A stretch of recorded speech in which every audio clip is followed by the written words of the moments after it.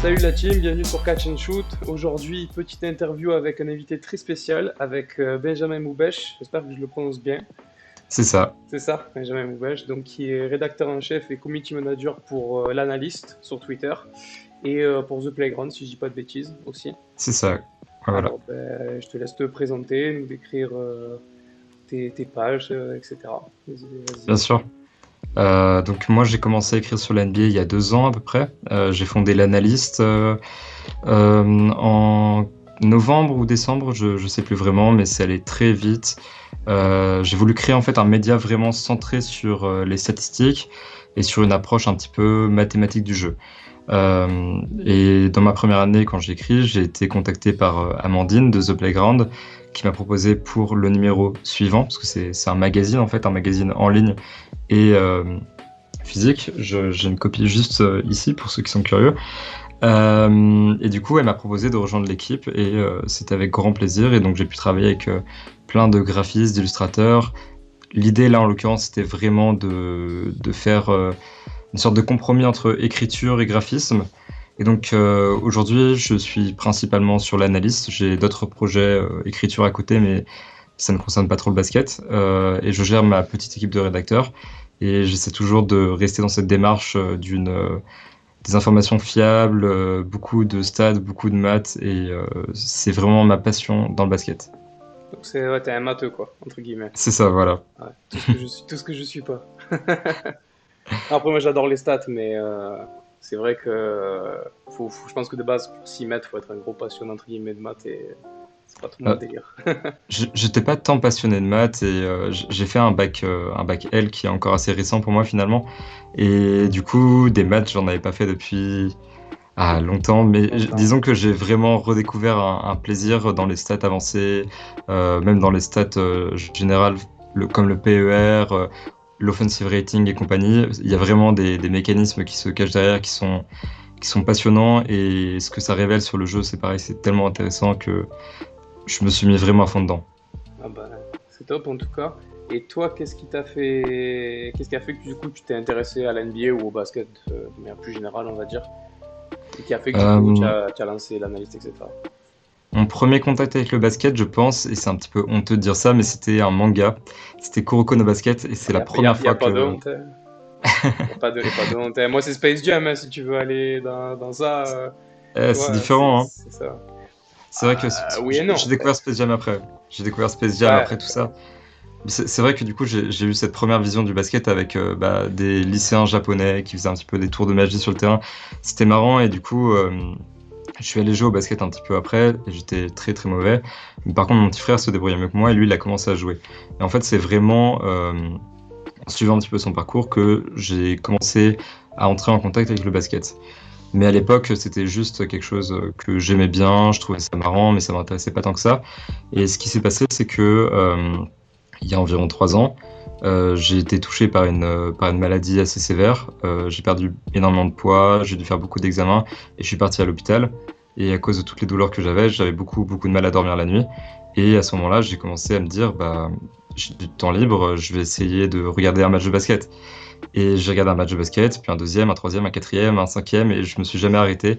Et j'ai commencé à lire de plus en plus de médias comme Trash Talk, Basket USA. J'étais vraiment à fond sur l'actualité.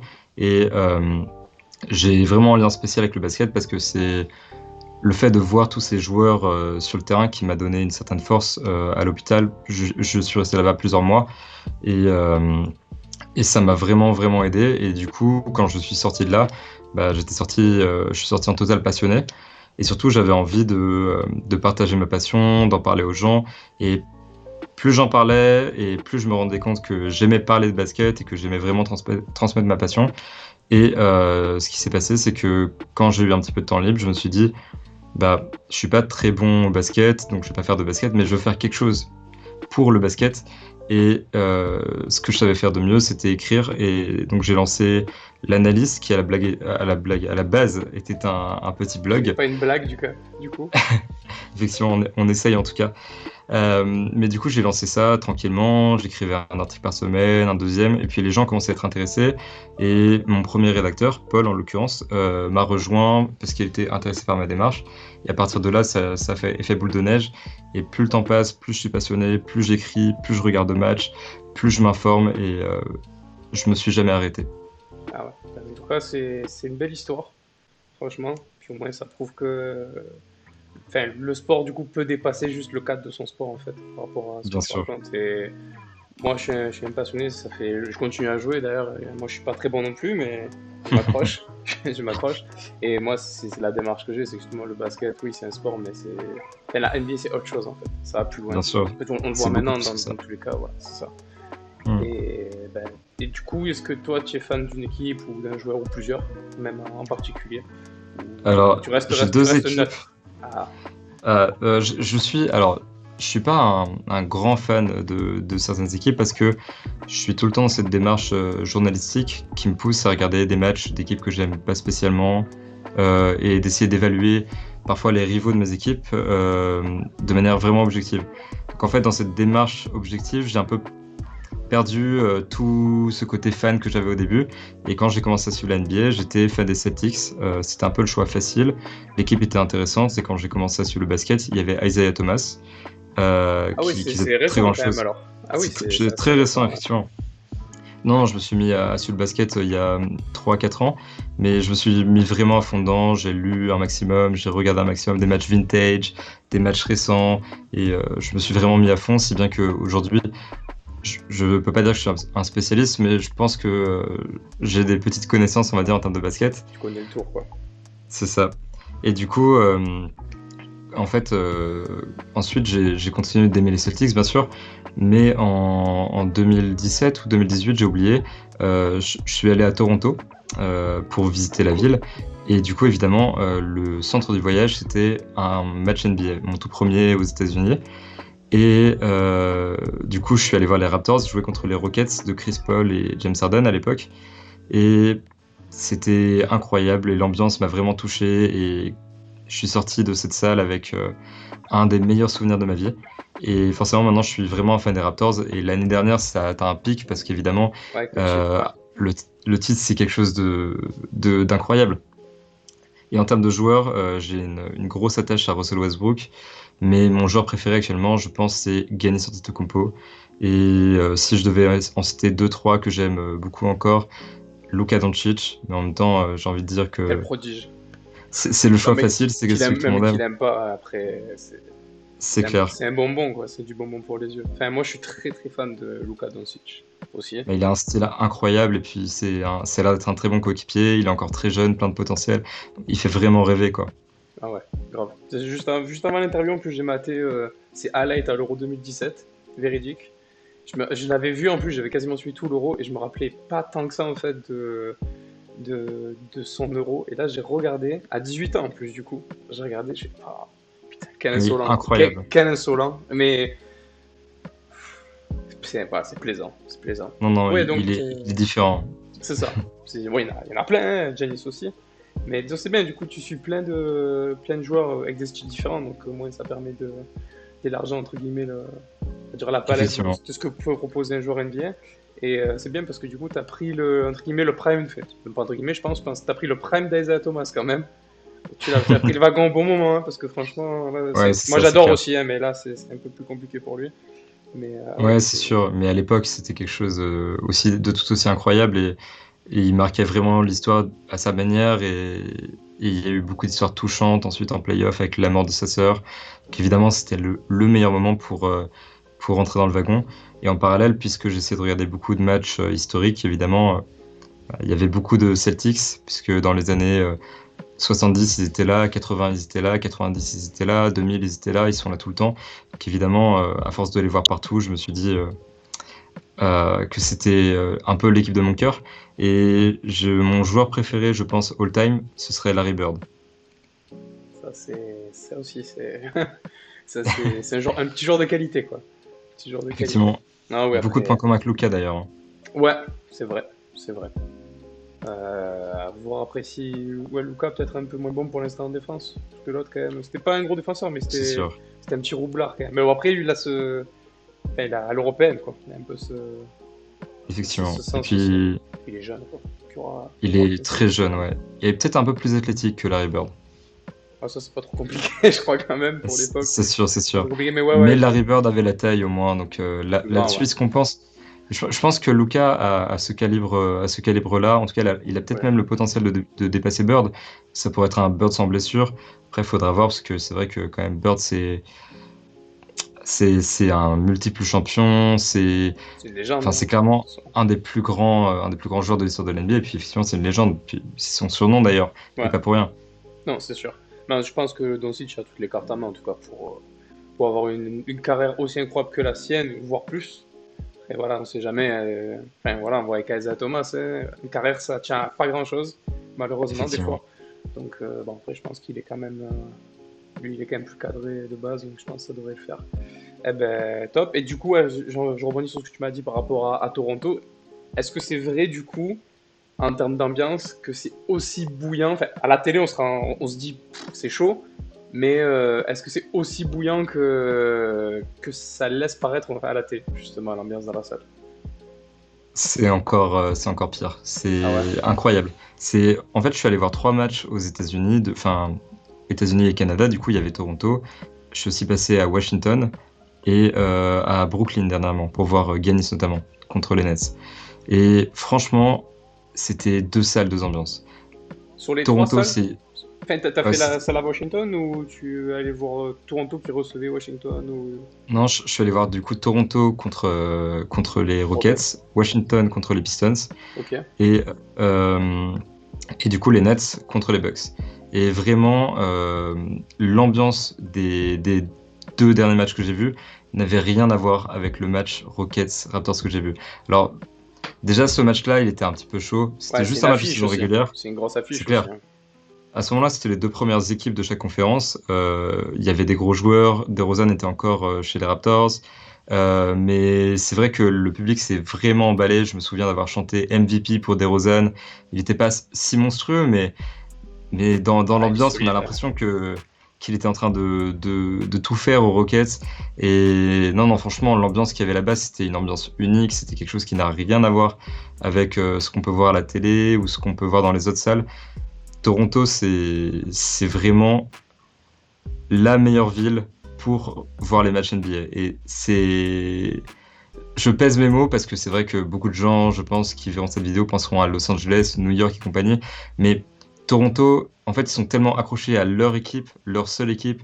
Et en fait, c'est l'équipe qui représente un pays entier. Grave, C'est c'est ça. là-bas, c'est plus que ce que c'est ailleurs. Et enfin, je m'en bats peut-être un petit peu, mais les fans canadiens, en tout cas, sont pour moi les meilleurs fans aux États-Unis. Enfin, en Elle est Amérique pas du mal Nord, cette pardon. phrase. J'aime bien cette phrase. Fans canadiens sont les meilleurs fans aux États-Unis, c'est excellent. C'est pas mal. Eh ben, écoute, déjà, t'as eu de la chance, c'est top. Moi, j'ai pas eu encore cette chance de voir un match NBA. Et bon, j'espère un jour ça arrivera. Et au moins, si c'est à Toronto, je pourrais voir si c'est vrai ou pas. Parce que j'ai eu la chance d'aller à Montréal, mais j'ai pas senti cette. Eux, c'est vraiment ok en fait là-bas, donc j'ai pas senti. Enfin, en plus, quand j'y suis allé, c'était pendant les. Enfin, il y avait un gros run de Toronto, mais il y avait encore de Rosanne aussi. Et je leur avais demandé, j'ai discuté avec des gars là-bas qui aiment un peu le basket dans les boutiques. Je leur ai dit, mais du coup, comment vous vous positionnez par rapport au basket et tout? Il dit, bah en fait, il y en a beaucoup qui suivent parce qu'il y avait encore Corey Joseph aussi, qui lui est Mhm. canadien, donc du coup, ils avaient entre guillemets 2 raisons de suivre, mais c'est beaucoup ok là-bas. Donc du coup, c'est pour Ouais, c'est ça, je clair. voulais savoir l'ambiance par rapport à Toronto. Effectivement, il y a une différence. Eh ben, merci pour ta présentation et les autres sujets que tu as pu évoquer. On va un peu parler d'actu aussi pour continuer un peu cette vidéo. On voit qu'il y a une reprise NBA qui s'annonce, qui devrait arriver d'ici une quinzaine de jours à peu près, au moment où on tourne la vidéo. Déjà, est-ce que tu penses, toi, que ça va reprendre cette saison? Alors, je pense qu'ils vont aller jusqu'à la reprise. Euh, j'ai pas trop de doute là-dessus parce que c'est vrai que je pense que si la saison avait dû être annulée, ça aurait été avant l'arrivée des joueurs sur le campus d'Orlando. Après, on n'est pas à l'abri d'un revirement de situation majeur. LeBron James a le Covid et Anthony Davis aussi, je sais pas. Enfin, ce genre de petits trucs, en fait, pourrait peut-être bouleverser le cours de cette reprise de saison. Mais là, je vois très mal les choses s'arrêter maintenant. On a déjà Russell Westbrook là, qui a été testé positif au coronavirus, mais lui n'est pas encore sur place. Donc Effectivement. ça change la donne, pardon. Mais moi, je suis d'accord avec toi. Je pense que vu où ils en sont maintenant, ça va être un peu compliqué de faire machine arrière. Mais bon, après, comme tu dis, on n'est pas à l'abri. Quand on voit les Nets qui sont complètement décimés et qui sont obligés de réactiver ces vieilles légendes que sont Beasley et Crawford, avec tout le respect que j'ai pour eux, Mhm. c'est vrai que ça peut peut-être poser problème sur cette reprise. Donc toi, t'étais pas sur le... Mais est-ce que, même si on voit que tu penses qu'elle va reprendre, est-ce que pour toi, il valait mieux sacrifier cette saison, un peu à l'image de la Ligue 1 au football, sacrifier la saison, on se dit voilà, on arrête, pas de champion cette année, on redémarre du coup en octobre, si ça se passe normalement, on redémarre en octobre et tant pis, c'est un cas de force majeure et on verra. Ou tu penses que c'était une bonne chose justement qu'ils essaient du moins de faire redémarrer cette saison? J'ai eu beaucoup de mal avec ces questions-là. Je me suis vraiment posé la question pendant très longtemps. Et je pense que le pic, c'était quand Kyrie Irving et d'autres joueurs ont appelé les joueurs à ne pas aller à Orlando pour respecter le mouvement Black Lives Matter. Et je me suis dit qu'il marquait un point, en fait. Et plus le temps avançait, plus on avait de mauvaises nouvelles. Nikola Jokic avec le Covid. Du coup, maintenant, Russell Westbrook avec le Covid. On a vu aussi Richaun Holmes et Bruno Caboclo qui sont accidentellement sortis de la bulle.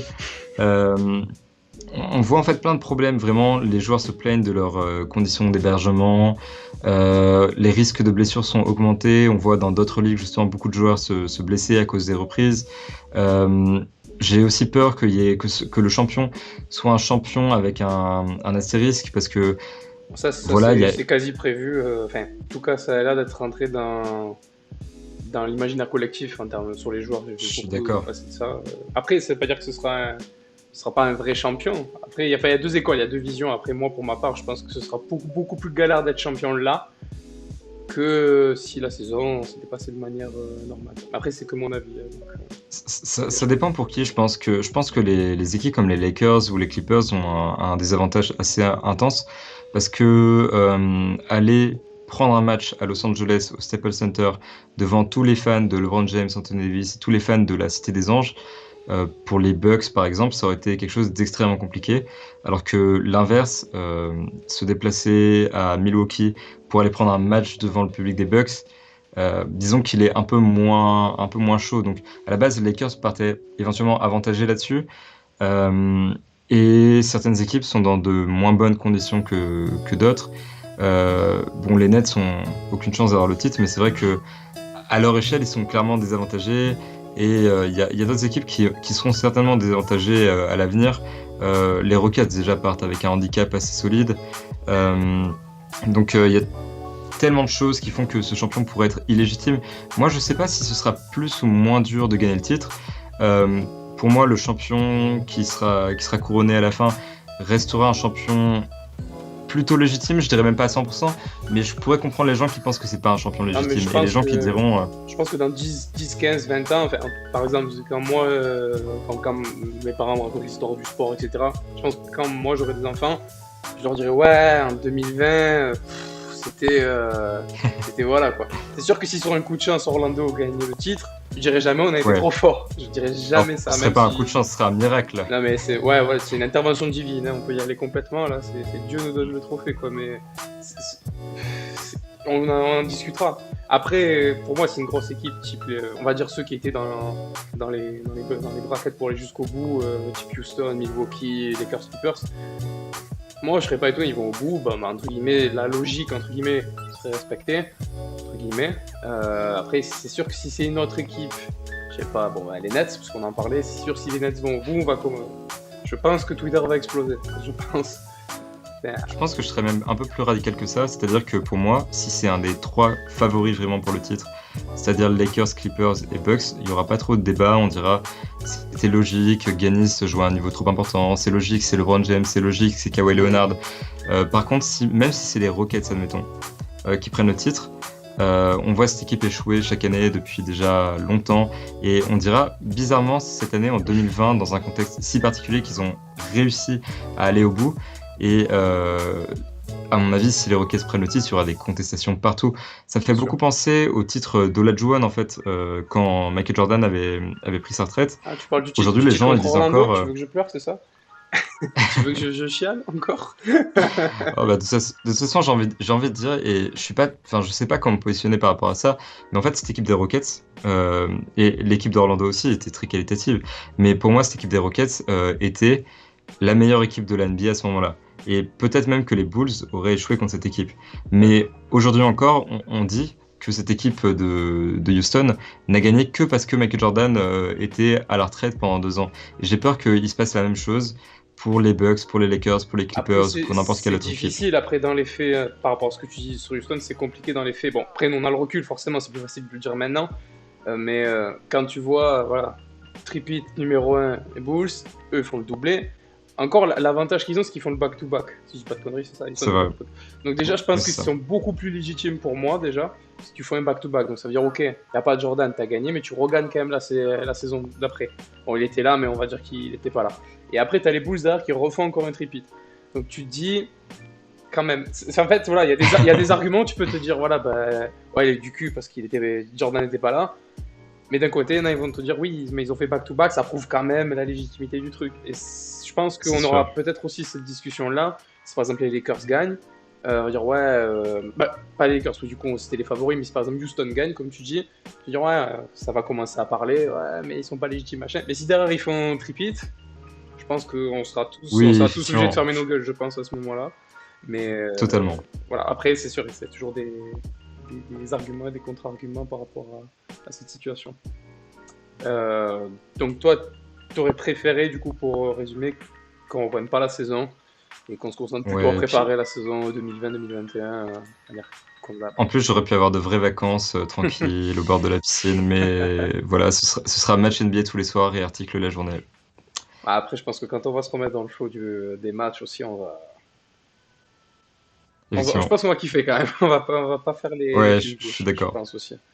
Et justement, ça c'était un peu le débat qu'il y a eu avant cette reprise par rapport à l'annonce, on va dire, du format, c'est-à-dire les 8 matchs de saison régulière par équipe, plus les playoffs, etc. Il y a eu ce débat du format 1-16 plutôt que du format Est-Ouest. Toi, tu aurais été Mhm. plus partisan de quel format? J'aurais été assez curieux de voir le format 1-16, parce que je pense que les conférences aujourd'hui en NBA, c'est peut-être un principe qui devrait être révolu, parce que on parle vraiment d'une conférence Est plus faible chaque année, et chaque année on dit oui, mais Giannis il joue à l'Est, ça compte pas, les Cavs ils sont passés en finale à l'Est, ça compte pas, etc.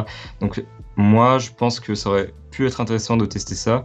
En revanche, déjà dans la mesure où cette reprise de la compétition, c'est une saison avec des guillemets, je pense que le fait d'instaurer un format différent de celui qu'on a actuellement, en tout cas radicalement différent parce qu'il est déjà un petit peu différent avec le tournoi de qualification, mais instaurer un format trop différent, ça aurait vraiment nuit à la crédibilité de la chose. Ouais, Moi, je pense ils ont bien fait de rester sur le jeu des ok. conférences.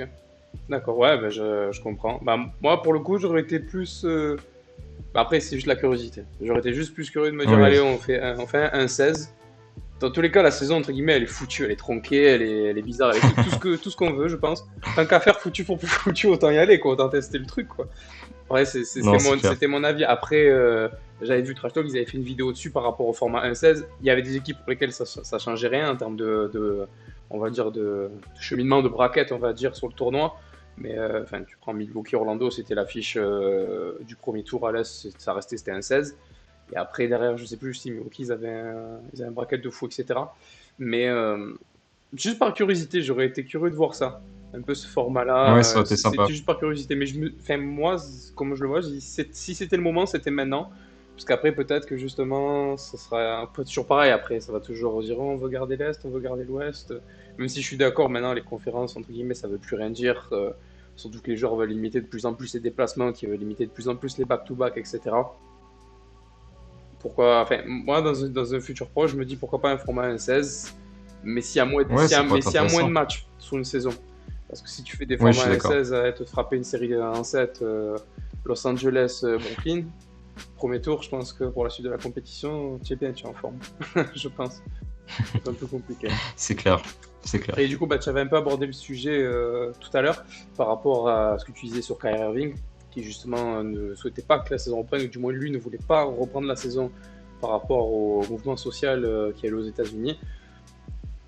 Donc, bon, tout ce que tu m'as dit, tu comprends la position et ce que tu penses que c'est les arguments qu'il avance, c'est-à-dire on ne doit pas jouer parce qu'on a plus de pouvoir, de parole, de poids dans les discussions et dans le mouvement en dehors d'un terrain de basket, ou justement tu es plutôt de l'avis de, je crois que c'est LeBron James qui a dit ça, de non, au contraire, en jouant, on aura on a une fenêtre médiatique beaucoup plus grande. Toi, du coup, tu te positionnes comment par rapport à tout ça? Un peu entre les deux, c'est-à-dire que pour moi, ça dépend de ce que les joueurs accomplissent à Orlando.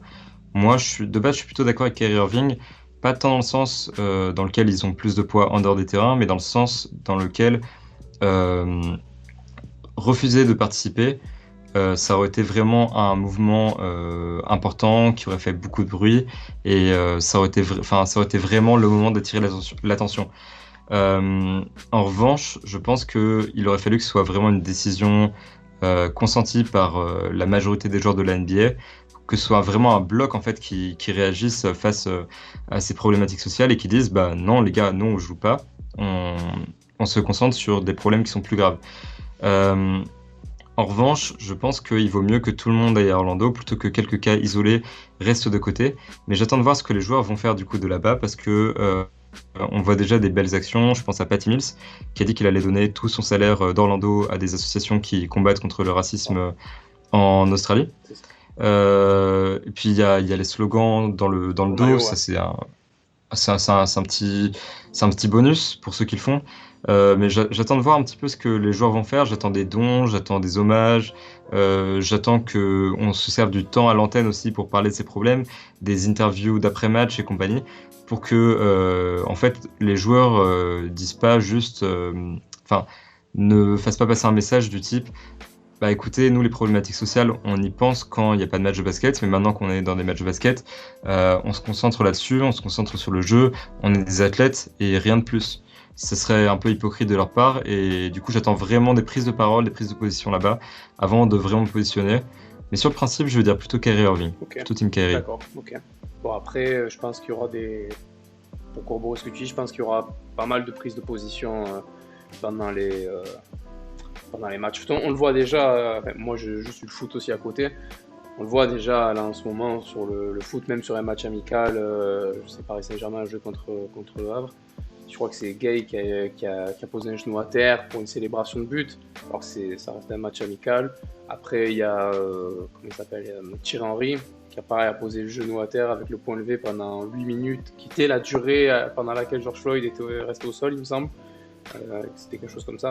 Je pense que connaissant au sens large certains joueurs, on aura droit quand même à pas mal de choses, je pense aussi. Je pense aussi, Je oui. pense aussi. Après, sur les arguments de Irving, c'est compliqué de lui donner tort. Parce que C'est clair, et puis c'est vrai, hein. C'est vrai, hein. l'idée qu'il y a derrière, en plus, c'est pas quelque chose qui le sert lui directement ou qui sert son équipe ou quoi que ce soit, parce que je pense il sait que son équipe n'a aucune chance de gagner cette année, mais ça n'entachera pas leur bilan général de perdre cette année en playoff parce qu'ils ont une équipe qui est tellement diminuée Ouais. que ce serait ridicule de leur en vouloir pour ça. Donc je pense qu'il ne sert pas du tout son intérêt, mais vraiment, il parlait dans l'intérêt général. Il pensait de manière vraiment altruiste. Et du coup, là-dessus, ce serait extrêmement difficile de lui donner tort parce que tout ce qu'il a voulu, c'est faire le bien autour de lui. Donc ce serait difficile de lui en vouloir pour une telle démarche. Ouais, je pense aussi. Je pense aussi. Bon, on verra comment ça va se passer du coup par rapport à tout ça. Mm. Du coup, par rapport à ce tournoi, en termes de si on devait faire des projections, toi, du coup en gardant ce format S-Ouest, tu vois qui aller au bout dans ce contexte assez particulier, même si c'est un peu compliqué de se projeter, au moins avant les 8 matchs déjà. Euh, Toi, tu vois qui aller au bout sur cette campagne? Alors moi, je vois vraiment une finale Lakers contre Bucks qui a été annoncée toute l'année, mais qui devrait se mettre en place. Et sur les finales, euh, Et ça va être un petit peu, c'est pas c'est pas le favori que tout le monde attend, mais moi je vais prendre les Bucks. Ok. Euh, Mon côté fan de Giannis parle peut-être un petit peu, mais je pense vraiment qu'ils ont de quoi aller au bout. Ils ont vraiment une équipe complète, rodée, intelligemment construite. Ils sont extrêmement efficaces dans les moments chauds. On a vu cette saison, ils sont plus efficaces dans la raquette dans les moments clutch. Ils sont à peu près aussi efficaces en dehors de la raquette dans les moments clutch, alors qu'au contraire, les Lakers, eux, s'effondrent dans la raquette dans les moments clutch et restent à peu près constants aussi en dehors dans les moments clutch. Donc, je pense que l'équipe des Bucks, en fait, cette année, a été préparée à la pression. L'année dernière, ils ont fait une première vraie campagne de playoff, ils ont pris de l'expérience. Pour moi, l'expérience, c'est tout ce qui manque à cette équipe. Elle est vraiment très très bien coachée, Giannis est très bien entouré. Giannis, c'est pour moi le meilleur joueur de l'NBA actuellement, il est extrêmement complet des deux côtés du terrain. Mais je pense que si c'est une victoire des Bucks, ce sera une victoire en 7 matchs. Parce que vraiment, on a vu dans les confrontations Lakers contre Bucks que Anthony Davis savait défendre sur Giannis, que LeBron James savait défendre sur Giannis, mais aussi que Giannis pouvait défendre sur les deux. On a vu que les Lakers pouvaient vraiment tenir tête aux Bucks et vice-versa. Et je pense qu'on aura vraiment un affrontement qualitatif en finale. Mais moi, je vois les Bucks s'imposer de peu face à cette équipe des Lakers. Et je pense que c'est leur année, surtout dans ce contexte à Orlando. Grave. Un match 7, moi je signe demain. Hein. C'est un match 7 en finale, je signe demain personnellement. Ce serait super. Ouais, grave. Après, pour le coup, il y a moi je pense que je vois cette finale aussi. À l'Est, je vois tellement peu d'équipes taper les Bucks sur une série 4 en fait. Non, c'est plus vrai, ça moi la je question vois, que je me pose.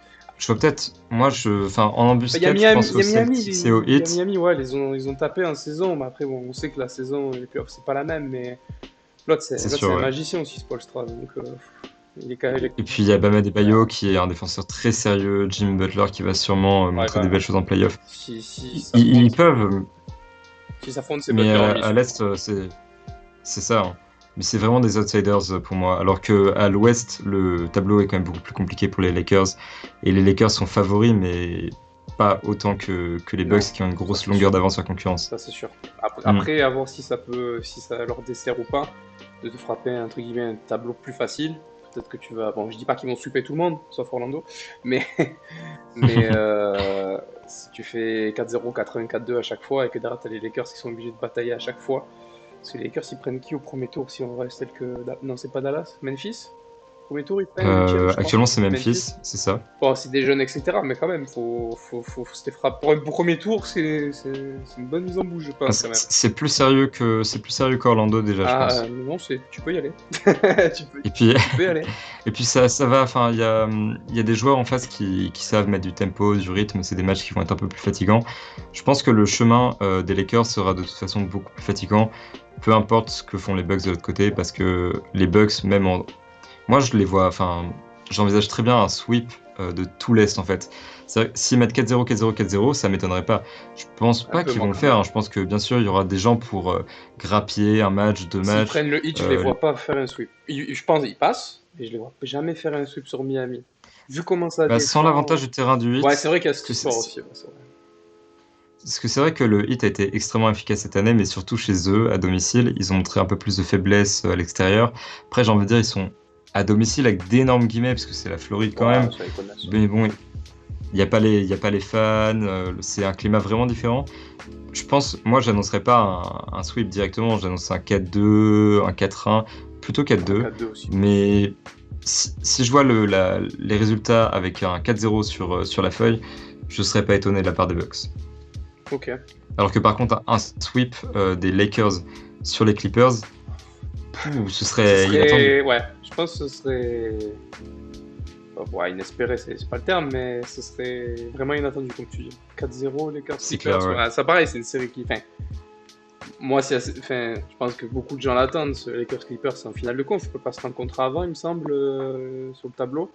Euh, Je sais plus il exactement. me semble que c'est ça. Mais Non, c'est ça, oui, si c'est ça ça, va en ça. finale de conf et que c'est match 7 aussi, ce serait incroyable.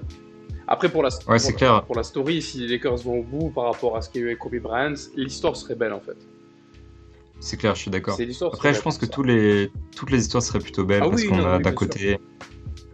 En fait, dans les belles histoires, bien sûr les Bucks avec Giannis, l'enfant providentiel, choisi en milieu de premier tour, qui apporte un titre à Milwaukee, c'est magnifique. D'un autre côté, les Lakers qui gagnent après la mort de Kobe, c'est magnifique. Aussi les Clippers avec Kawhi Leonard qui rentre à Los Angeles, qui rentre à la maison et qui vient prendre le titre et qui montre qu'il est peut-être le meilleur joueur de basket Trop actuellement. chaud. Belle histoire. Les Rockets qui prennent le titre et qui ont enfin la consécration tant attendue dans toute la carrière de Westbrook et Harden, c'est une belle histoire. Bon, il y a de très jolis C'est vrai. scénarios partout. Et j'ai vraiment hâte de voir ce que ça va donner, en espérant qu'il n'y ait pas qu'il y ait pas de gros problèmes, parce que si un joueur majeur se blesse ou que Westbrook ne revient pas à temps avec les Rockets, ou je ne sais quelle histoire, ça va gâcher ces histoires-là, ça va gâcher de magnifiques scénarios, et ce serait vraiment C'est dommage. vrai. Bon, bah écoute, on se donne rendez-vous. C'est en octobre du coup, parce que tu décales tout là. Du coup, c'est Mm. en octobre pour voir si Giannis affrontera C'est LeBron. ça. Enfin, ce serait fou aussi, C'est ça. peut-être fin septembre, je sais plus Ouais, exactement, je connais plus je crois que là, le en plus j'ai fait une vidéo, la honte. J'avais fait une vidéo sur ça, la honte. Non, mais je crois que parce qu'il y a la draft, ils ont décalé la free agency encore il y a pas longtemps, donc c'est vrai qu'il y a tout va se chevaucher entre les finales et la free agency, la draft. Je crois que même la free agency pendant la draft, je ne me rappelle plus. Enfin, ça va être compliqué. C'est fort Ouais, possible, c'est pas effectivement. possible. Et du coup, bah, on continue dans les projections. Toi, sur les trophées individuels, tu vois plutôt qui? Par exemple, sur l'MVP, le Roy, le T-Boy, tout ça. Alors, rookie de l'année, pour moi, il n'y a pas d'autre, ce sera Ja Morant. Si je vois Zion, je vais criser. Enfin, s'il va à Orlando qui claque 30 points par match, moi je veux bien entendre Ah éventuellement bah, l'autre, s'il mais il y a une qualifie son vraie équipe en saison playoff l'autre et derrière. compagnie. Il y a une vraie saison l'autre derrière Ouais, quand même. c'est clair. Après, enfin, s'il arrive vraiment à faire quelque chose d'incroyable avec les Pélicans, il peut le faire, mais pour moi, ce serait du vol parce que Ja Morant l'a mérité et pas que sur 20 matchs. Donc pour moi, c'est le trophée le plus évident. Et autre trophée plutôt évident, le MVP pour Giannis Antetokounmpo. C'est Les indéniable, fans il de fait une LeBron saison. en PLS. Mais c'est clair, mais il joue sans star. Il a le meilleur bilan de fin sans star. Il y a Chris Middleton avec lui, mais c'est pas Anthony Davis. Non. Il a le meilleur bilan de la NBA.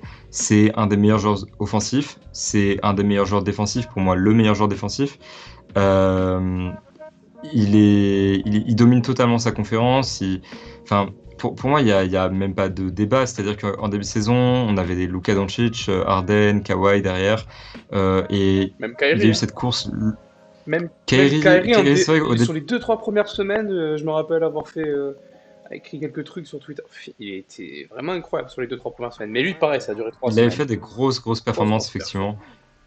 Mais depuis l'arrêt de la saison, surtout, j'ai l'impression qu'il y a vraiment un duo LeBron-Giannis qui s'est Oui. élevé loin du reste. Mais pour moi, LeBron, la raison pour laquelle il est dans cette discussion, c'est parce que c'est LeBron James, c'est parce qu'il est à Los Angeles et parce qu'il est aux Lakers. Et il devrait pas être dans ce débat. Pour moi, le trophée est déjà attribué à Antetokounmpo. Soyez gentils en Euh, commentaire. Soyez gentils. Après, derrière, en défenseur de l'année, déjà pour moi c'est plus mitigé, je le donnerais à Antetokounmpo, mais j'ai aucun problème à entendre un Anthony Davis ou même un Rudy Gobert. Pour moi, Antetokounmpo a une petite longueur d'avance sur le reste, étant dans vraiment une des meilleures défenses de l'NBA, étant un défenseur extrêmement polyvalent, étant le leader défensif de son équipe, mais pas choqué si quelqu'un d'autre obtient ce titre. Après, dans la meilleure progression, Plus dur. ça va ça va dépendre un petit peu plus de la suite, mais pour moi, ça va être Brandon Ingram, certainement. Je l'aurais bien donné à Luka Doncic, mais c'est vrai que le donner à un sophomore, c'est un petit peu difficile.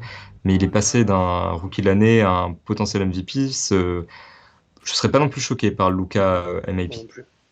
Mais je pense que Brandon Ingram Et tient plus l'accord, je pense, sur ça.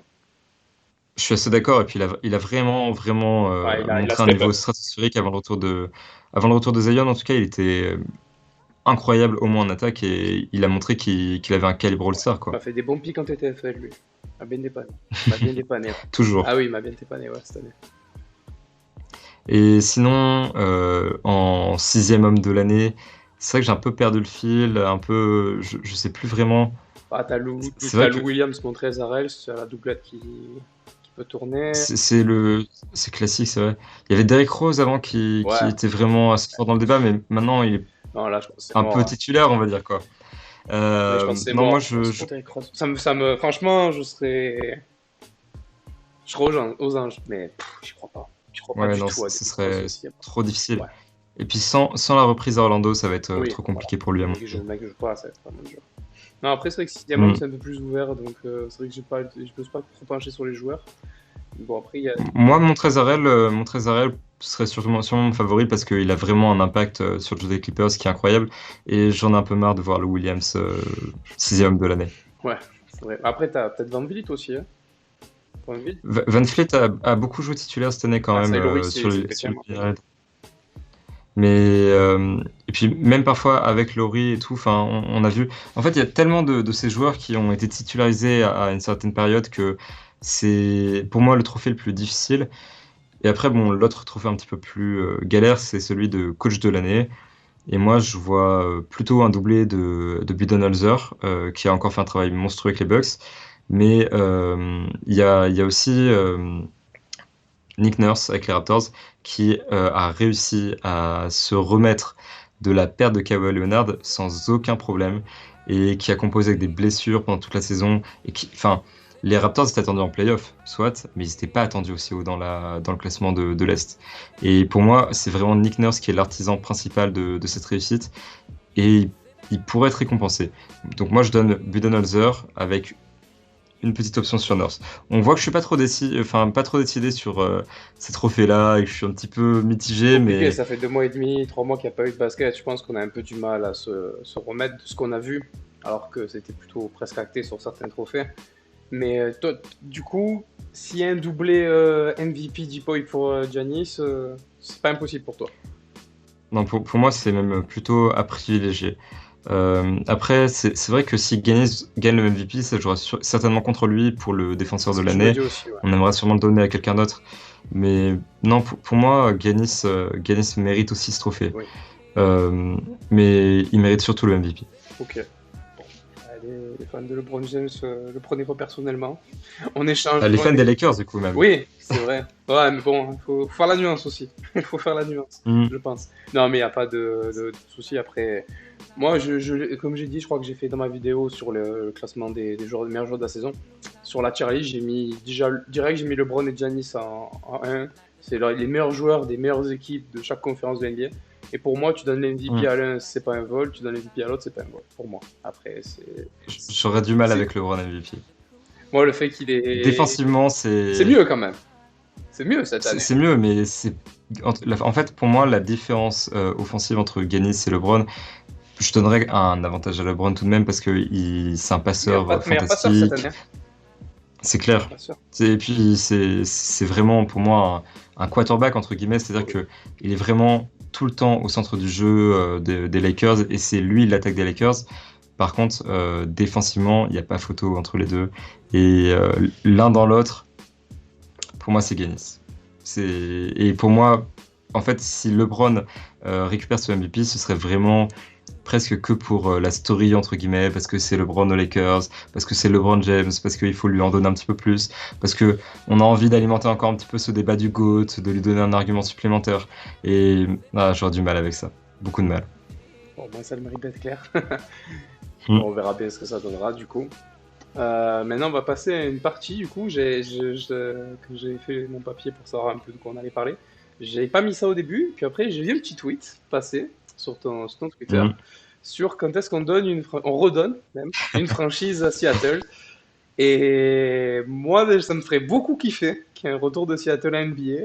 Et mon gros kiff pendant le confinement, ça a été de faire une expansion sur NBA 2K avec Seattle.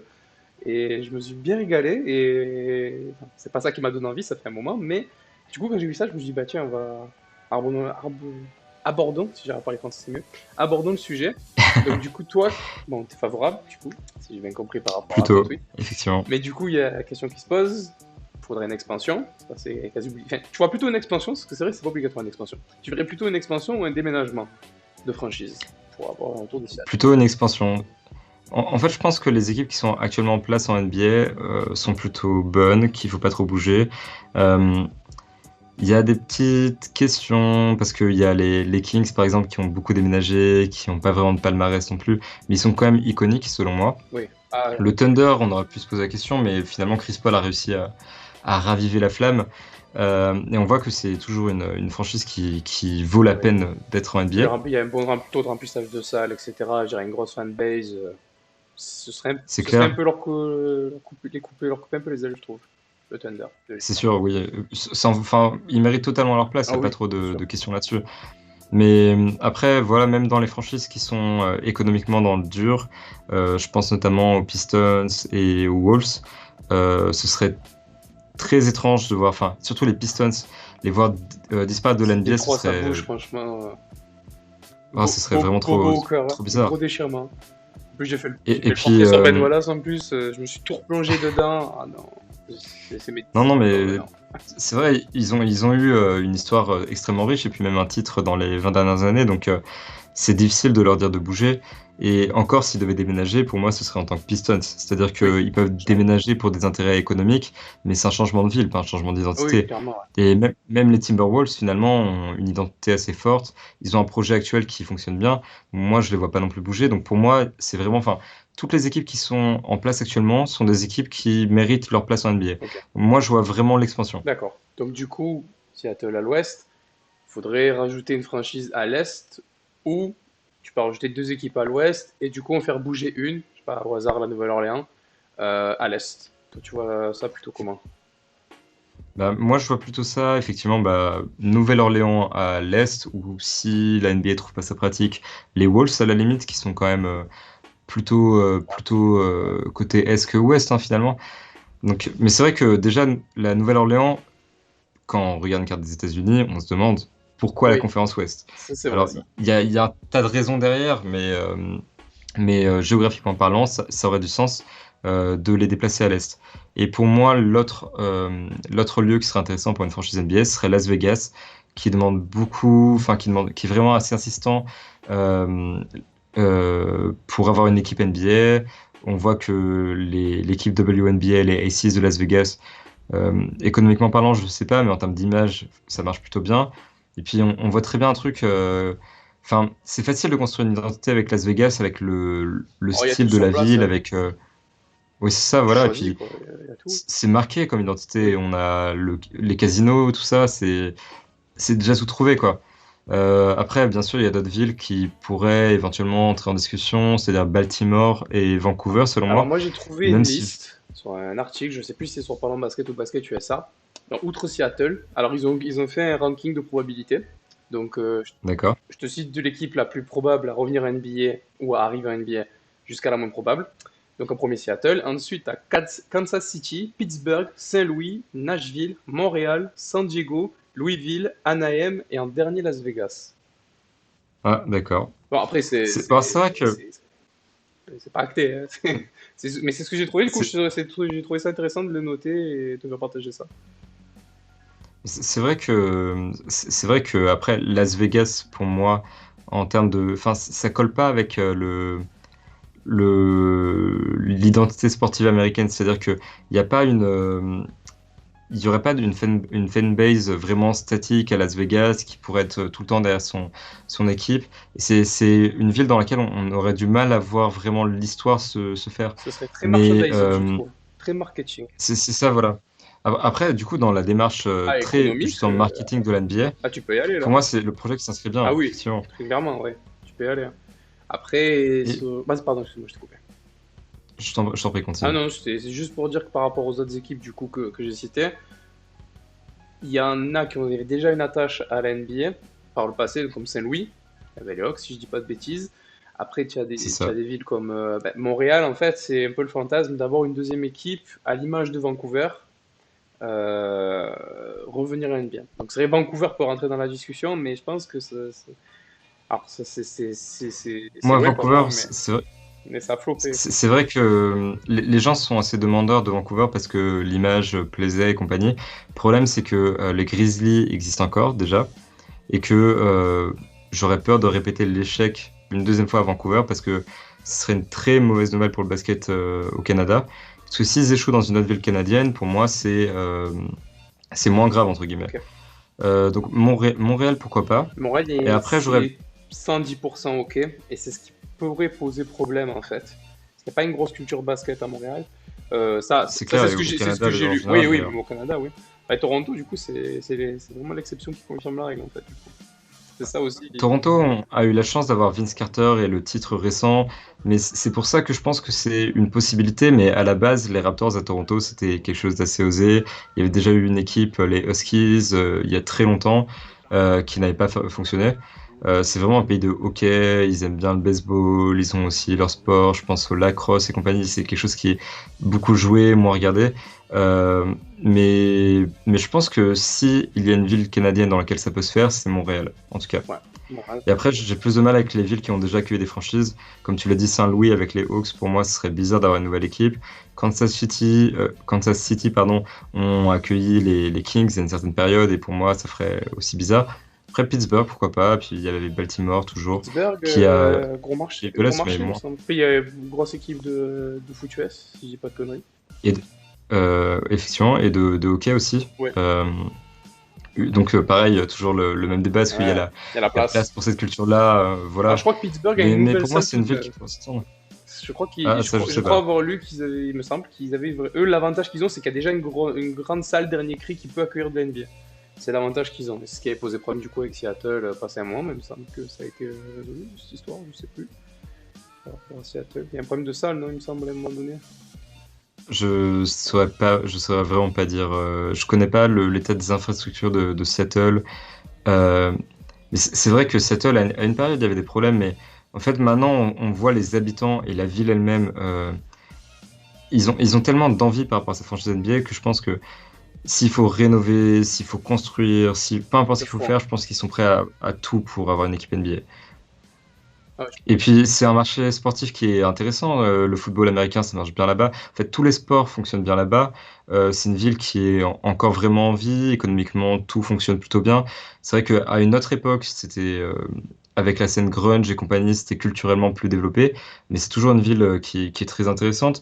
C'est une ville qui a plus d'impact que beaucoup de villes qui ont une franchise NBA. Je pense à Minneapolis, encore une fois, même Indianapolis et compagnie.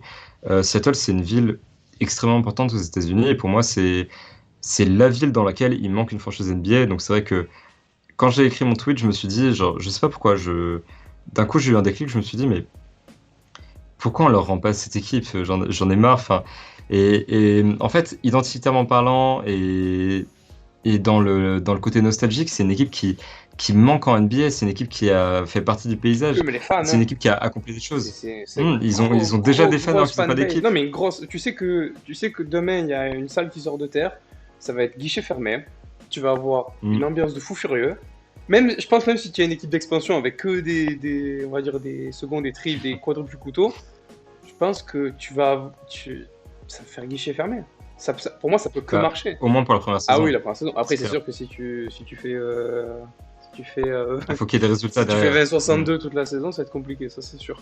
Mais Mais vas-y, vas-y. c'est un marché sur lequel tu peux recruter des free agents assez Ah oui, facilement. C'est à l'ouest, c'est une grosse ville. il y a beaucoup Franchement, c'est d'attaches. une ville qui est intéressante. Et puis, il y a actuellement des personnes, enfin, il y a beaucoup de potentiels GM qui sont disponibles et qui devraient le rester dans les années à venir. Il suffit de trouver le bon GM, le bon coach, enfin, bien construire vraiment les cadres dès le départ et tout commencer sur de bonnes bases. Il n'y a pas de raison que cette équipe ne fonctionne pas. Elle a toutes les cartes en main et je suis d'accord avec toi en termes de fanbase, ce serait instantanément une des équipes avec la fanbase la plus à fond derrière son Oui, équipe dans toute la NBA. oui, oui. Après, Il il n'y y a en pas de a, hein, doute. mais moi je serais trop heureux qu'il y ait un retour. Après, voilà, la question c'est du coup expansion, pas expansion, déménagement, pas déménagement. Après, voilà, il y a toutes ces. Après, doit y avoir d'autres listes de villes que j'ai pas citées. Déjà, tu as Saint-Louis, il y a, enfin, du coup, on l'a dit, il y avait l'histoire des Hawks. Nashville, apparemment, ça C'est peut accueillir, c'est mais moins ouais, sympa. c'est moins sympa. San Diego, par rapport à la proximité avec le Mexique, il y a un attrait. Ça s'entend. Après, ils ont déjà eu les Ouais, Clippers à une période c'est vrai. aussi. Et puis, C'est il y a pareil. beaucoup de franchises en Californie. Du coup, ça pourrait faire un peu Mm. bouchon et ça pourrait poser problème. Louisville, il y a l'NCA, si je dis pas de bêtises. Donc, enfin, il y a Je sais je pas. crois qu'il y a une grosse fanbase NCA, parce qu'ils ont un gros programme là-bas. Donc, à voir si on peut doubler, faudrait voir. Anaheim, pour le Mm. coup, j'ai pas de. Anaheim, s'il y a une équipe de hockey, si je dis pas de bêtises, qui est plutôt pas vrai. Mais c'est encore Californie, donc Ouais, ça c'est pose un pareil. problème, ouais. Mm. Encore. Mais bon. Une autre équipe de Californie, ce serait vraiment Ah, le. c'est beaucoup, là. Enfin, c'est vraiment le bouchon. Las Vegas, c'est pas très loin quand même, donc c'est Oui, à peu près le même marché, je pense. Mais c'est différent. Ce serait peut-être pas la même division pour commencer. oui, déjà. Euh, donc ce serait plus facile. Mais Californie, pour moi, c'est à exclure parce que c'est bon, les gars, on en a assez avec les Kings, les Lakers, les Clippers, les Warriors. C'est pas C'est les mal. gars. C'est bon. Non, ouais, bon, bah, du coup, ouais, donc toi, tu vois plutôt une expansion, du coup, pour un retour de Seattle. Plutôt une expansion, ouais. Ok, je pense aussi. Puis après, en vrai, ça pourrait être vachement plus sympa une expansion qu'un déménagement. Pour le coup, je pense aussi. C'est clair. Et puis je pense aussi que aujourd'hui la profondeur en NBA est plus importante qu'à l'époque des Sonics et que c'est plus facile de composer des rosters, même si on ajoute même si on ajoute 30 joueurs dans la ligue, ça n'aura pas un impact énorme. Non. Euh, et il y a tellement de stars, tellement de joueurs qualitatifs que maintenant 32 équipes c'est largement ce qu'il Ouais. faut pour enfin il y a assez de place pour tant des équipes en NBA et largement et en plus voilà, mon petit côté maniaque. Avoir 16 équipes de chaque côté avec 8 équipes qualifiées et 8 équipes non qualifiées serait carré. Voilà, ça donne envie. Ah oui, non, ça Mm. c'est sûr. Mais du coup, par contre, il y a une autre question qui peut se poser par rapport à ça. T'as une ligue à 32 équipes, quid des 82 matchs par équipe? Pour moi, ça peut pas rester tel quel, je pense. Ou, sauf si Ouais. t'allonges la saison, pardon. Il faut pas, pour moi, en tout cas, il faut pas augmenter le nombre de Ah non, matchs. ça, c'est sûr. Parce que déjà, les joueurs Ils en ont marre. demandent plutôt l'inverse. Hein, mais pour moi, en fait, une expansion serait aussi l'occasion de changer quelque chose en NBA, de mettre en place éventuellement le format 1-16 sans conférence, si ça doit se faire. Mais du coup aussi de réduire le nombre de matchs sur une saison et ça permettra du coup aux joueurs d'être plus reposés, c'est-à-dire que c'est pas ces trajets à Las Vegas, Seattle ou Pittsburgh, Saint-Louis et compagnie qui vont poser problème si on réduit le nombre de matchs quoi. C'est ça. Donc c'est vraiment ouvrir une porte vers une nouvelle NBA qui se modernise et qui change en mieux en fait. Par contre, ça doit se faire vraiment bien parce qu'on veut pas deux nouvelles équipes qui doivent traîner dans les bas-fonds des conférences pendant 5 ans, 6 Non, ans, ce grave. serait pas intéressant. Ah non. Mm. Et prier d'avoir un first pick et choper la pépite de demain, non, c'est compliqué, je pense, ouais. C'est Et ça. du coup, par rapport à ça, à une expansion, est-ce, comment tu positionnes vis-à-vis de ce qu'Adam Silver avait dit, qu'il serait ouvert dans un futur plus ou moins proche à des franchises NBA en Europe, notamment à Londres, avec les Global Games, etc. Tu penses que ça pourrait se faire? Euh, j'ai beaucoup, beaucoup de mal à imaginer ça. Les joueurs se plaignent déjà quand on parle de traverser les États-Unis, donc traverser de l'Atlantique pour aller jouer un match, ce serait très Ah, trop compliqué. galère. Et ces équipes seraient tellement isolées en fait par rapport aux autres en NBA. Déjà, avant de penser Europe, il faudrait peut-être penser Mexique, peut-être penser un peu plus Canada aussi, penser Hawaï éventuellement. Ouais. Et ce serait déjà sûrement plus cohérent. Et pour moi, c'est un fantasme qui ne verra pas le jour dans les 30, 40 prochaines années. Faudra vraiment voir avec l'évolution de la technologie. Peut-être que quand on sera capable de traverser l'Atlantique plus facilement, quand ce sera plus facile physiquement et compagnie, ça pourra se faire dans un monde plus connecté. Mais actuellement, une ligue intercontinentale, c'est pas envisageable pour moi. Et une ligue continentale, genre NBA Europe, avec des franchises, même système, on va dire, avec des franchises privées, etc. Avec une franchise à Londres, une franchise à Paris, une franchise à Madrid, je dis au hasard. Je pense que ça a plus de chances, même si on sait qu'il y a déjà l'Euroleague, l'Eurobasket et tout, enfin l'Euro Challenge et tout ça. Je suis pas très amateur de basket européen, mais on sait qu'il y a déjà déjà il y a entre guillemets une embrouille entre Ligue des Champions, l'Euroleague, etc. Donc déjà il y a ce petit problème-là. Est-ce que déjà ça peut se faire de créer une NBA Europe avec un championnat à part entre guillemets? Mais si ça se fait, ça risque de poser encore d'autres problèmes avec les clubs actuellement en place, les équipes actuellement en place et les compétitions actuellement en place aussi. C'est vrai que pour moi, c'est une possibilité. En tout cas, économiquement parlant, ça aurait du sens. En revanche, ce qui serait difficile, c'est la concurrence de l'Euroleague. Il y a des institutions européennes qui sont là depuis tellement longtemps. En Espagne, en Grèce, même en France, on a des attaches. Pour moi, l'intérêt, ça va être d'ouvrir un petit peu plus ça à l'Angleterre aussi. Mais moi, j'aimerais beaucoup voir ce projet voir le jour. Par contre, je vois mal comment ils pourraient faire pour. Il faudrait qu'ils investissent énormément Ah pour oui, concurrencer directement l'Euroleague.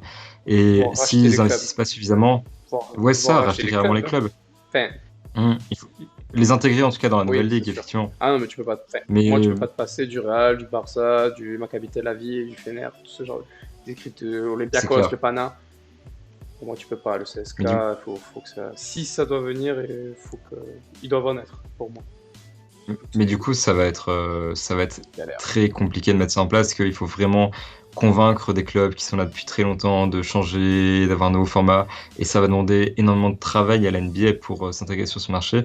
Donc, dans un avenir proche, je veux dire les 20 prochaines années, je vois pas comment ce serait possible de fabriquer ça, mais par contre, à l'avenir, encore une fois, c'est possible parce que la NBA, économiquement parlant, c'est une organisation qui est très puissante et c'est une organisation qui fait fonctionner le basket.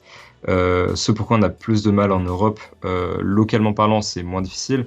Les salles sont remplies, le public est bouillant et compagnie. Par contre, on a du mal à intéresser le spectateur européen au basket.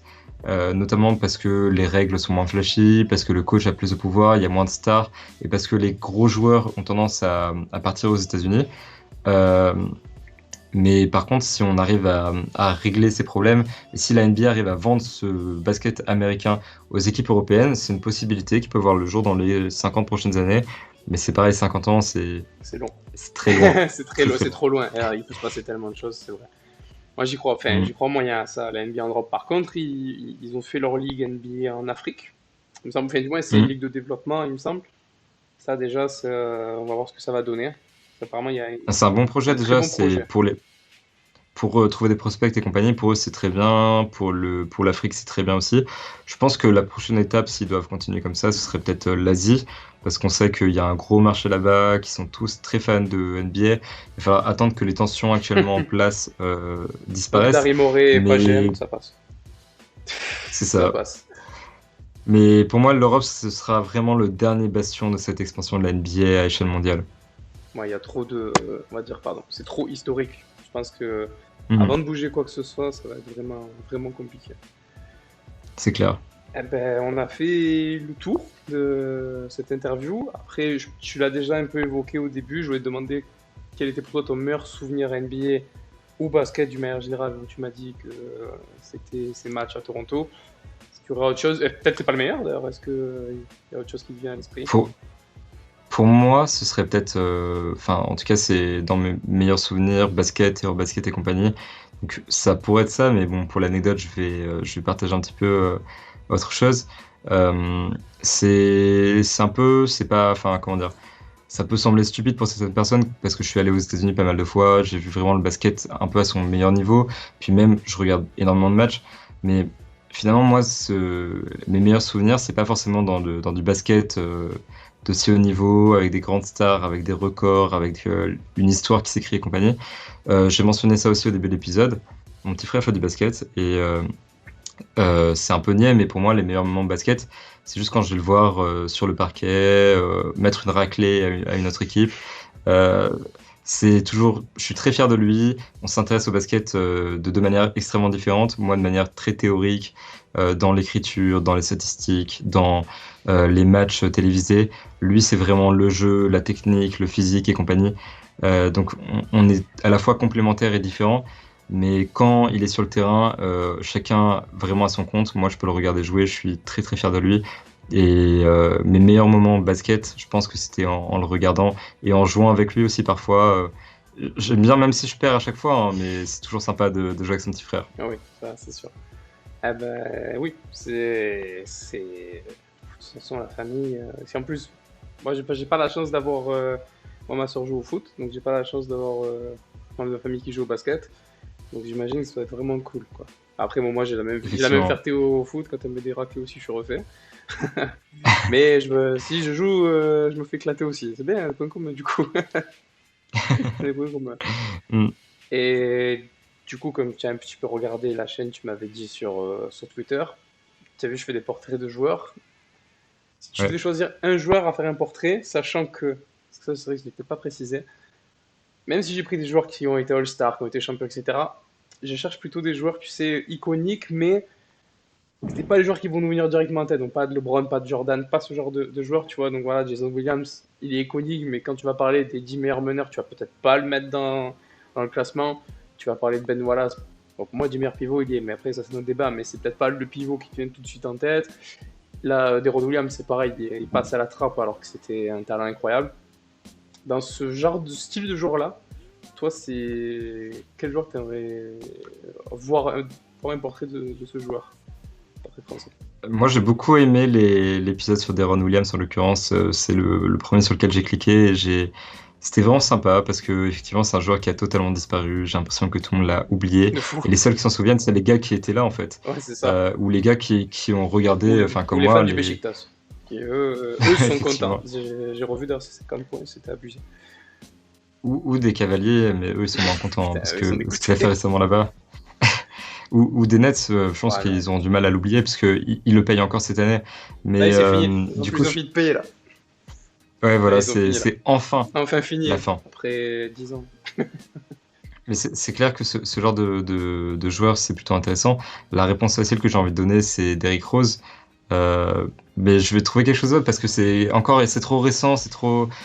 Non, mais Non, je vais chialer moi, si je moi, fais ce- Derrick Rose, j'annonce direct. Je vais prendre. Déjà, là, je suis en train de faire la mare au Dom.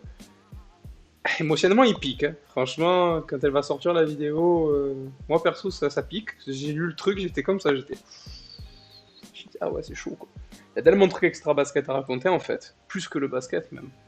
Mais bon, Derrick Rose, c'est sentimental. Si je fais Derrick Rose, je chiale. Mais si je fais Derrick Rose, j'attendrai encore parce que là, il est encore en activité. Et Hmm, s'il gagne un titre un bien jour. sûr. Du coup, à part Euh, Derrick Rose, du coup. je, je crois pas que tu l'aies fait. Alors moi, je te proposerais bien Tracy McGrady en l'occurrence, Alors, Trash parce que Talk, du ils l'ont coup, déjà fait, c'est. c'est ça le truc. J'ai ça aussi Ah, c'est vrai. J'ai ça aussi de. Ok. Mais il y en Alors a pas attends. mal qui me l'ont proposé, T-Mac. Bah, c'est Et vrai que j'aurais été j'ai chaud envie de aussi. proposer T-Max, c'est Orlando et tout, donc il y a ça aussi. Alors attends, un joueur qui n'a pas été fait sur Ball Never Lies et Ah, ils en ont compagnie, fait un petit peu. euh, c'est vrai qu'il a bien tourné. Ouais. Euh, Moi, j'ai envie de te proposer un truc un peu vieux. Je crois pas qu'il s'est fait de vidéos sur Bill Russell, en l'occurrence. Ben non. Après, Bill Russell, c'est une légende, Et, tu vois. mais C'est pour bien faire sortir Bill du. Russell, c'est deux mains pleines de bagues, et pourtant, c'est un gars qui n'est jamais dans la discussion du GOAT. Le mec a passé 13 saisons NBA, 11 titres, si je dis pas de C'est bêtises, ça. et 9 Une d'affilée. Et entraîneur-joueur, il me semble. c'est Je ça. crois. Et c'est un monument, et pourtant, on lui porte pas assez de crédit. Donc moi, ça va être mon choix, Bill Ok. Russell. Voilà. Bon, après, ça reste quand même. Tu vois, c'est un gros joueur avec plein de titres, etc. Moi, tu vois, j'aime bien les joueurs. Je sais pas. Un peu, Tu ouais. vois, tu vois, iconique, genre. Voilà, parce que maintenant, ça devient un mème presque. Mais genre, J.R. Smith, c'est un mème, tu vois, mais. Il est iconique à sa manière. Tu vois, des joueurs qui nous ont fait kiffer peut-être genre 2, 3, 4 saisons. Tu vois, genre Joe Johnson par exemple, tu vois. Moi je spoil un peu, peut-être que ça va être le prochain après la Maradome, je vais voir. Mais genre Joe Johnson, trop fort.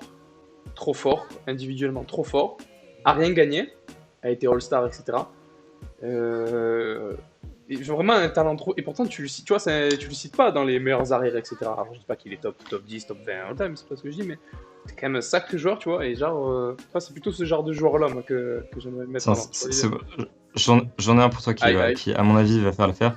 Amaris Stoudemire, ça te dit? Ah putain, putain, ça me dit ça. Bon, je crois qu'ils ont fait une vidéo Steve Nash, j'aimerais meilleur. Ouais, Mais c'est vrai, mais c'est le vraiment moyen, le mais Suns, c'est vraiment le Suns. Ah ouais, c'est tout. c'était 3 minutes, je crois, sur Ouais, c'était à l'ancienne, l'audio, c'est au début, ouais.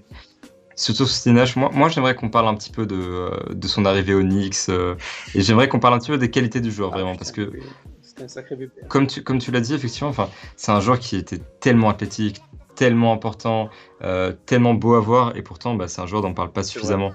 Et voilà, donc Moi, j'avais Stoudemire, j'avais son collection de Marion dans ma shortlist aussi. Parce que lui, c'est pareil. Hein, ouais, j'hésitais avec Sean Marion, mais je me suis dit que Ah, mais c'était Stud, moins. ah, il y a plus d'highlights, je pense. Voilà, Je pense qu'il y a un peu plus c'est clair. d'highlights, je pense. Mais ouais, ça, c'est clairement dans. Il est dans la short. Les deux sont dans la shortlist, ma petite liste avec mes joueurs que j'aimerais faire. Donc voilà, peut-être que c'était un que j'avais pas pensé. Donc bah écoute, je me le note, Amaris Stoudemire. Et c'est un jour Bill Russell, pourquoi pas. Déjà, merci beaucoup.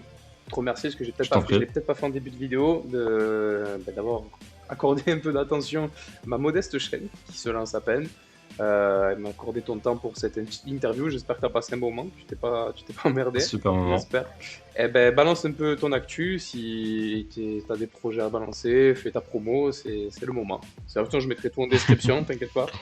Mais vas-y, balance si Bah écoutez, d'abord abonnez-vous à cette magnifique chaîne YouTube qui mériterait d'avoir beaucoup plus d'abonnés. Parce que c'est vrai que le travail qui est derrière est très qualitatif et j'étais impressionné. Donc forcément quand tu m'as proposé l'interview, j'étais content parce que je me suis dit que c'était l'occasion de figurer sur cette chaîne avant le succès que j'étais là j'espère avant qu'elle les trouvera. 100 000 abonnés. Et je suis très sincère, vraiment, le contenu que j'ai trouvé sur cette chaîne YouTube était, est comparable à ce que font des chaînes YouTube qui ont littéralement 1000 fois plus d'abonnés. Donc vraiment, c'est la priorité, mais bien sûr, Merci. je vous invite à aller jeter un œil à mes articles sur l'analyste, donc analyste-nba.com, à mes podcasts aussi que vous retrouvez sur le site également, et surtout à The Playground toujours, qui est disponible sur Internet en version digitale, avec des œuvres incroyables de la part de nos graphistes. C'est vraiment un univers très particulier, et si vous n'avez jamais vu, foncez tout de suite Allez-y. sur le site. Les photos, la qualité du graphisme, etc. Allez-y. Franchement, j'ai jeté un œil, j'ai adhéré. Après, moi, je fais un peu de graphisme à côté, donc j'ai vraiment adhéré. C'est vraiment lourd. Dédicace spéciale à Adrien, en l'occurrence, qui a illustré l'un de mes articles dans The Playground. Avec, on le voit, C'est 3 coachs, dont Mike D'Antoni en Mike très très D'Antoni, gros ouais. ici. Et Adrien, franchement, si tu vois cet épisode, voilà, grosse dédicace à toi. Et surtout, allez voir son travail. Il en vaut la peine. Allez le voir dans The Playground avec tous les autres. C'est pas le seul, bien sûr, mais son travail est très qualitatif et je l'apprécie énormément. Tous les liens dans la Voilà. description, on va tout mettre dans la description après la vidéo, comme ça vous pouvez tout suivre tranquillement. Merci beaucoup. J'espère qu'on aura l'occasion Je t'en prie. de se revoir peut-être pendant les finales, etc. Pour faire les Bien débriefs sûr. Bucks Lakers, si ça arrive ou autre. Il n'y a pas de souci, la porte est toujours ouverte. Je te souhaite une bonne journée et je te remercie encore vraiment du fond du cœur pour cette vidéo et d'avoir participé. Merci à toi. Merci.